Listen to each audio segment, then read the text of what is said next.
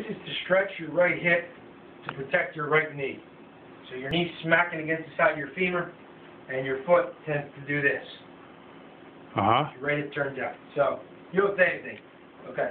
So now what you're doing here is you're going to take your left foot and put it up on the second step.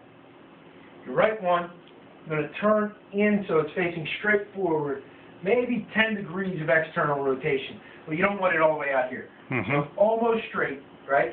Keep this down leg locked, knee straight, and just rock in and then back out.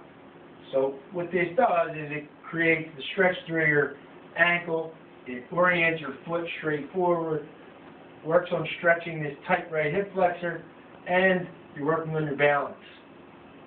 So you want to get to the point where you can rock in and out here, where you feel a little stretch, and then come 2 sets of 10, and you might as well do both legs just to keep it even. Mm-hmm. Now the second move is to work on internal rotation, to get that leg to orient a little bit more into internal rotation here. So with this one, you use a broomstick, and maybe like a door jamb or something, and then just turn, and then come back down. And the first couple times you do this, you're going to like lose your balance here. So toe tap this left leg first, so I'm toe tapping. Once that gets easy, then lift the leg, and then when you really master this move is when that foot stays in the air the whole time. Wow. When that happens, then you really have control of your backswing. So when you're golfing and getting that backswing, your kneecap's not going to smack around because your foot and ankle and your hip are taking over.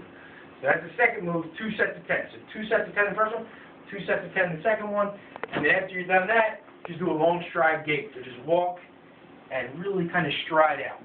So not so far that you hurt your knee, but far enough that you use that new motion that you created in your hips. And that you're also going to feel a little unsteady at first. So walk back and forth about 10-foot distance 10 times. So 10 times here, 2 10s here, 2 10s here. Okay. Let me just hit that.